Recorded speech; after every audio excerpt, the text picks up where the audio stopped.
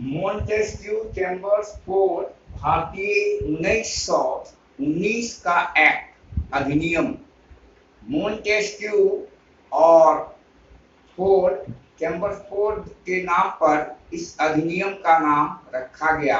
1919 का चैम्बर्सफोर्ड एक भारत का सचिव था और एक वायसराय, दोनों के नाम से यह अधिनियम पारित किया गया भारत में।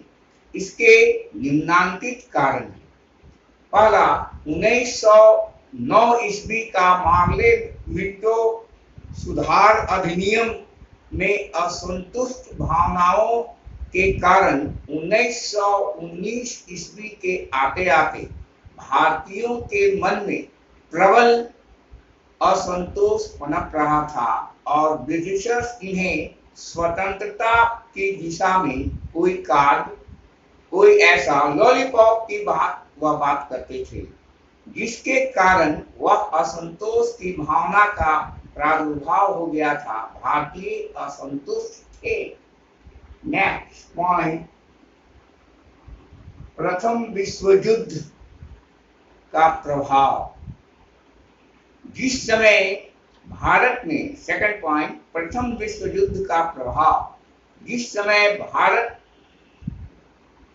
स्वतंत्रता की लड़ाई अंग्रेजों के खिलाफ लड़ रहा था और 1914 ईस्वी में संपूर्ण विश्व जो है सो विश्व युद्ध लड़ रहा था, ग्रुपिज्म हो चुका था और इसमें भारतीय नौजवान, भारतीय देशभक्त जो थे, अंग्रेजों पर निष्ठा रखते हुए उनका प्रबल साथ दिया, क्योंकि उन्होंने प्रजातांत्रिक को बचाने का नारा दिया था।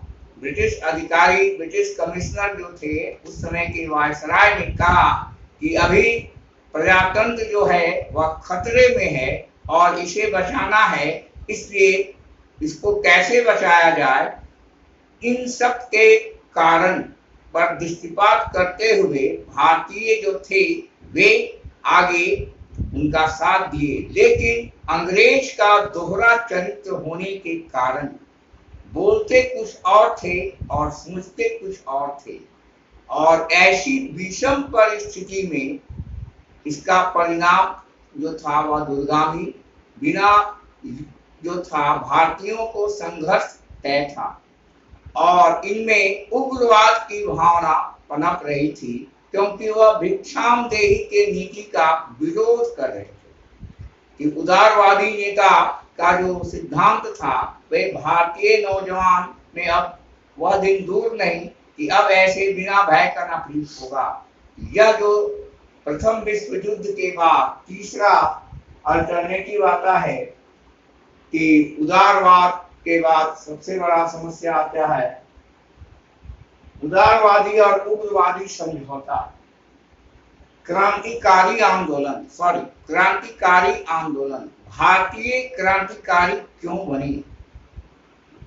चिर प्रतीक्षित मांग, ब्रिटिशर्स के खिलाफ जब आवाज उठ रही थी तो उनमें राष्ट्र प्रेम की जब भावना पनप रही थी और क्रांतिकारी कवियों ने उनके मन मस्तिष्क पर नेशनलिस्ट की भावना का संचार कर चुके थे और ब्रिटिशर्स जो थे वे नहीं चाहते हुए भी भारत में शासन कर रहे थे, तो उग्रवाद की सिद्धांत वाले जो नवयुवक थे और भारतीयों की संख्या में इजाफा हो रहा था, इन इजाफाओं ने क्रांतिकारी रूप धारण कर लिया।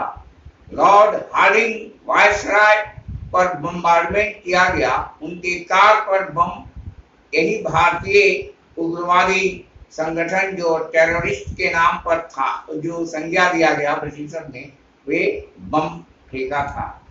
और इसके बाद नेक्स्ट पॉइंट है उदारवाद और उग्रवाद में मतभेद। अंग्रेज हमेशा, या चौथा पॉइंट हुआ उदारवाद और उग्रवाद में मतभेद। तो उदारवादी सिद्धांत जो था, हम आंदोलन भिक्षाम देही के नीति के आधार पर चलाएंगे, और उग्रवाद का कहना था कि हम लड़ कर लेंगे और इन्हें गो बैक होना पड़ेगा, इस तरह की भावना इनमें थी। तो इस तरह से मॉन्टेस्क्यू के द्वारा और लॉर्ड वायसराय के द्वारा यह जो 4 पॉइंट को मैंने आज डिस्कस सेमेस्टर 6 के समक्ष किया, और नेक्स्ट पॉइंट अगली क्लास में डिस्कस